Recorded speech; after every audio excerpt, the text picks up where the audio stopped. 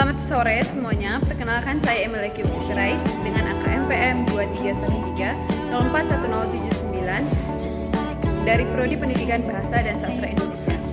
Di sini saya akan mempraktekkan keterampilan membuat variasi dalam pembelajaran. Sekian, selamat menyaksikan.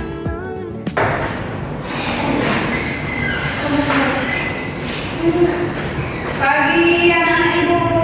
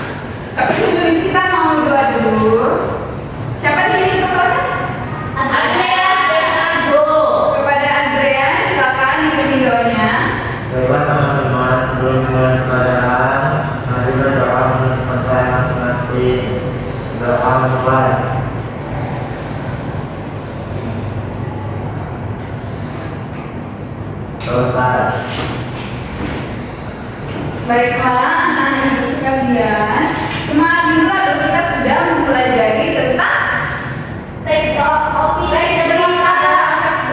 Ya, betul sekali. Kita lihat mengidentifikasi fakta dan opini dalam teks berita. Nah, saat ini kita akan mempelajari mengenai teks visual dan audio visual. Kalian tahu nggak sih teks di sini itu artinya apa? Tulisan. Betul sekali. Teks berarti namanya teks ini ada tulisan, dia itu berbentuk Dia itu berbentuk tertulis ya. Ada kata-katanya kayak gini. Nah, itu namanya teks. Jadi apa sih itu teks visual? Teks visual adalah teks yang disajikan dalam bentuk gambar, grafik, diagram atau infografis. Fungsinya untuk membantu menyampaikan pesan secara visual untuk memperjelas informasi. Nah, kalau kalian pernah melihat poster seperti ini di mading sekolah, itu adalah contoh dari teks visual secara langsung yang bisa kita lihat. Kalian pernah nggak buat teks teks visual kayak ini, poster-poster kayak ini? Kalian pernah nggak infografis atau infografis? Pernah ibu, infografis di mata pelajaran kan kalian pernah disuruh? Jadi mau buat rangkaian pertemuan. Iya. Terus juga seperti daur hidup kupu. Itu juga bisa dibuat dalam bentuk infografis ya, visual. Nah, itulah teks visual. Selanjutnya teks audio visual. Nah, ada kata kunci audio di sini. Siapa yang tahu itu apa? Siapa yang tahu apa itu audio? Suara, betul. Berarti teks audio visual ini adalah teks yang merupakan gabungan suara dan gambar seperti video, film, atau presentasi multimedia. Fungsinya itu untuk memanfaatkan kombinasi visual dan suara dalam menyampaikan pesan secara lebih dinamis. Berikutnya, contoh teks visual. Ini seperti yang ditunjukkan tadi secara langsung di depan kalian, ini ojek kampus Universitas Lampung. Jawab ya dari Universitas Lampung sini. Apakah kalian sering? Apakah sering itu? Apa ojek kampus dalam sekolah? SMP. Dekat sama SMP. Oh, iya. Nah, di bawah sini ada penggunaan grafik statistika, penggunaan transportasi umum. Ada contohnya nih di sini tahun 2024 penggunaan transportasi umum ada ojek online sebanyak 20%, bus kota sebanyak 45%, dan kereta api sebanyak 35%. Jadi dipaparkan di sini dan kita bisa melihat datanya secara langsung.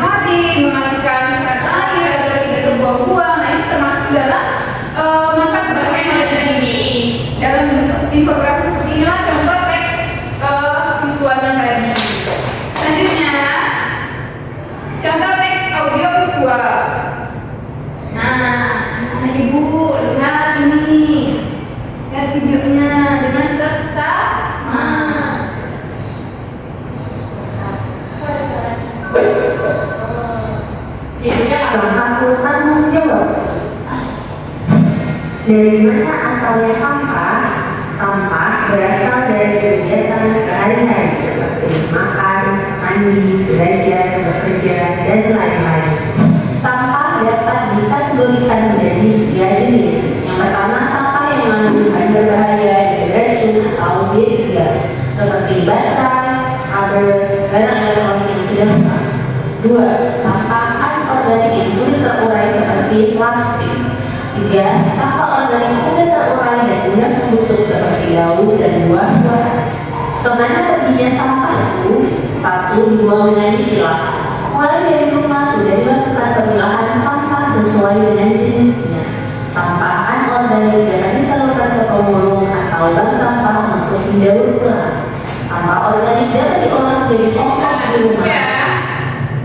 Nah, tadi di sini dijelaskan dengan gambar, dengan tulisan juga, dan dengan suara. Jadi kalau misal bagi orang yang tidak bisa melihat namun bisa mendengar, namun bisa mendengar, audiovisual ini cocok. Maaf ya anak ibu kalau ada yang kata-katanya kurang berkenan. Nah, bagi yang mungkin tidak bisa mendengar namun bisa melihat, infografis ini, visual ini membantu untuk memahami maksud atau apa yang ingin disampaikan oleh penulis. Nah, berarti kalian sudah mengerti kan contoh teks audiovisual itu seperti apa? Betul belum? Sepertinya ada rasa kurang semangat gitu ya. Kita mau sedikit dulu ya bukan anak-anak. Iya ya. Kalau ini bukan fokus ya maksud. Kalau ibu bilang aku suka membaca, gitu ya. Kenapa? Jangan aku semangat kalau itu. Aku suka membaca. Aku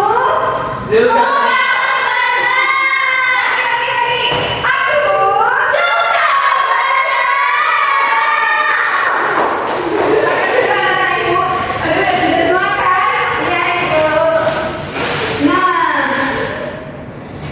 kira-kira ada berapa slide lagi?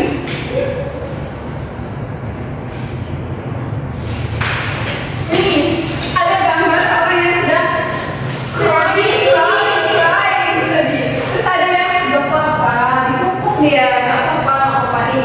Ada gambarnya, ada juga katanya bentuk kepedulian terhadap isu orang. Isu itu adalah yang dirasakan, gitu. Kepedulian terhadap yang dirasakan. Kemudian ada empati, memiliki perhatian terhadap isu yang dibahas. Empati itu misal kepedulian. Betul, kepedulian. Kalian tahu tentang sini? Iya. Ini bulan. Makan aja lah. Berikutnya, ayo belajar menulis ungkapan empati. Pertama, kita memulai dengan perasaan. Gunakan kalimat seperti saya merasa, saya bisa membayangkan. Ayo, Emma, tolong mulai berkata-kata dengan kalimat saya merasa. Emma, silakan. Saya merasa. Ditulis ya, Bu. Saya merasa atau saya bisa membayangkan. Tuh. Aku siap, Bu.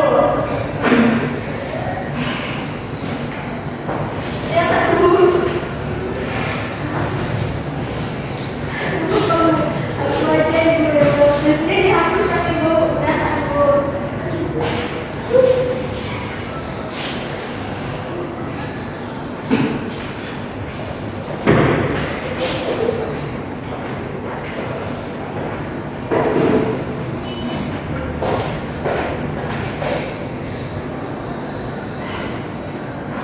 Saya merasa, saya bisa membayangkan. Itu empati ya, ungkapan empati. Saya bisa membayangkan.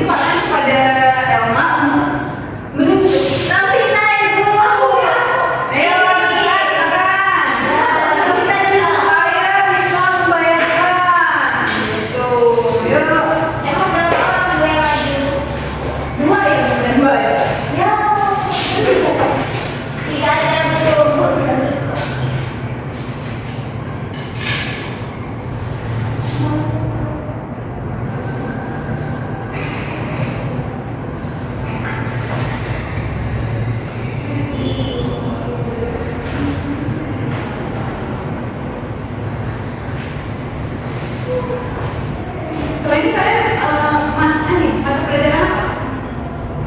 Tadi pagi Pak, generasi Indonesia nanti setelah itu apa ya? Lupa. Oh ini Ibu, seni budaya. Budaya. Iya Ibu. Sama nanti Ibu. Dengan itu bukan kandidat Ibu Rosi. Bukan dua ya, sama Ibu. Oh, Ibu berkau. Dibagi Ibu Rosi ngajar kelas 7. Nah, kalian diajar sama Ibu Laila. Laila. Laila ngajar dulu namanya. Temen Ibu itu temen SMA.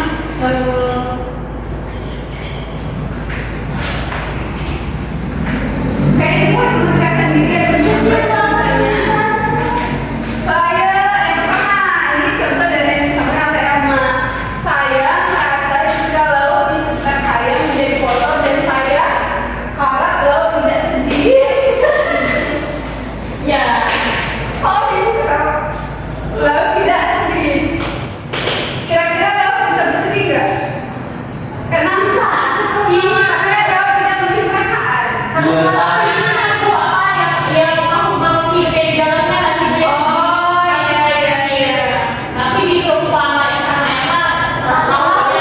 Iya, benar itu benar Ibu. Ya, kasih semangat dulu dong. Yang bisa menyampaikan empati juga, tapi juga dengan menambahkan diksi-diksi yang Luar biasa. luar biasa yang sesuai dengan topik kita ya, betul sekali. Yang kedua, saya bisa membayangkan bagaimana keadaan ikan-ikan di laut setelah tercemarnya laut karena pembuangan sampah sembarangan. Kita bisa membayangkan bagaimana sampah-sampah ini itu menjebak ikan-ikan di laut itu secara ibu teringat terus ayah saya itu yang tadi juga ayah rumah ya. Kita bisa membayangkan bagaimana ikan-ikan di laut itu terangsang dalam jaring yang dibuang atau ada juga sampah dan sebagainya yang ada di laut. Nah, berikan dampaknya. Dampaknya tadi itu adalah Ikan-ikan di sana. ikan-ikan itu nggak merasakan gitu.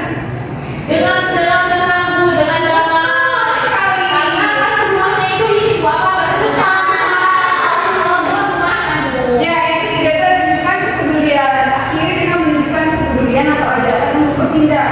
Nah, coba siapa yang bisa membuat kata-kata ajakan untuk bertindak? Sebab itu jangan membuang sampah sembarangan laut. Ya. Yeay. Mari buang sampah pada Kita tempat. harus sadar bahwa sampah Nah.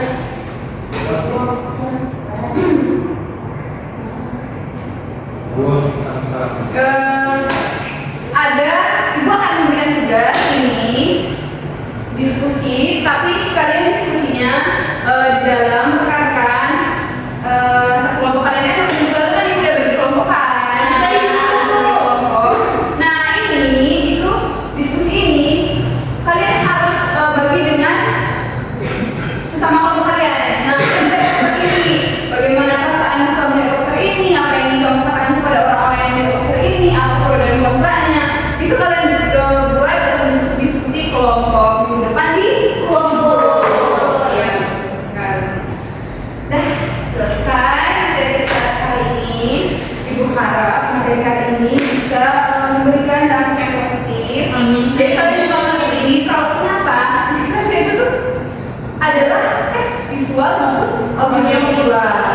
Nah, ibu mau minta salah satu dari kalian untuk merefleksi materi kita hari ini. Siapa yang bersedia? Ya, kemudian silakan. Jadi untuk pembelajaran hari ini saya tahu kalau teks visual dan juga audio visual itu kalau visual itu teksnya itu bercampur sama ada kayak gambarnya itu ada animasinya, kemudian ada penggambarannya bagaimana dari teks itu gitu, gak cuma tulisan aja. Nah kalau misalkan untuk yang teks audio visual itu gak cuma ada gambar tapi juga ada suaranya gitu, ada audio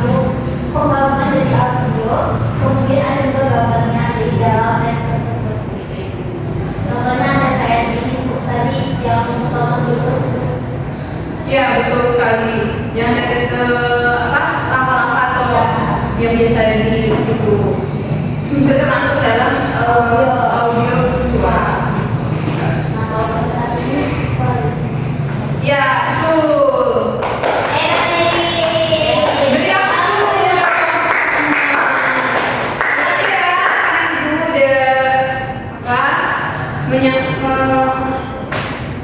memberikan memusatkan perhatiannya untuk pembelajaran kali ini. Bu harap pembelajaran kali ini itu bermanfaat dan kalian semakin giat lagi ya belajar. Kalian apa sih mata pelajaran apa? Seni budaya. Budaya ya. Ya baik ibu, pamit undur diri ya. Terima kasih untuk waktunya. Bye.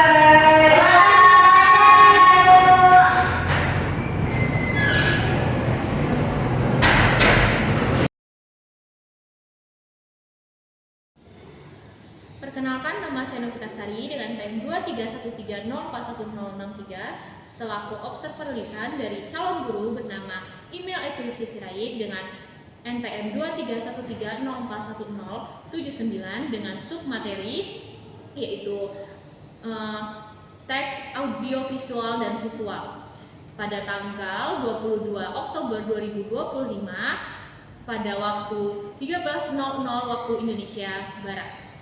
Oke, baik. Pada kesempatan kali ini saya akan membahas mengenai lembar observasi lisan keterampilan mengadakan variasi.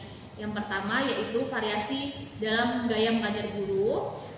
Saudara Email sudah memberi variasi dalam nada suara, volume, suara, kecepatan, dan bicara. Lalu, saudara guru Email sudah mengadakan perubahan mimik dan gerak untuk memperjelas pengajiannya. Selanjutnya, saudara Email dengan sengaja memberikan waktu senyap atau hening dalam pembicaraannya agar siswa dapat memperhatikan saudara guru Email. Selanjutnya, saudara Email melayangkan kontak pandang dan melakukan kontak pandang dengan siswanya. Lalu saudara guru Email sudah bergerak dalam kelas untuk maksud yang berbeda-beda. Selanjutnya, saudara guru Email juga sudah memberikan tekanan pada butir-butir yang penting dari penyajian dengan menggunakan bahasa lisan seperti dengan baik-baik, perhatikan ini, dan lain-lain. Lalu, variasi penggunaan media dan alat bantu pengajaran. Calon saudara guru Email sudah menggunakan alat bantu yang dapat dilihat, yaitu menulis di papan tulis, menunjukkan gambar, dan benda. Lalu, saudara Email sudah menggunakan berbagai suara langsung atau rekaman dalam pengajarannya. Saudara guru Email tadi sudah menunjukkan satu video dalam pembelajarannya, itu termasuk pada variasi aural. Lalu selanjutnya, saudara guru Email sudah memberikan kesempatan kepada siswa memegang atau memanipulasi benda-benda atau alat bantu pengajarannya, yaitu sebuah poster yang merupakan contoh dari teks visual. Lalu yang terakhir, saudara guru Email sudah memperkenalkan perubahan dalam pola interaksi antara dia dengan siswa dan juga menganeka-ragamkan kegiatan belajar siswa yang terlibat. Baik, sekian observer lisan dari saya, semoga dapat dipahami. Terima kasih.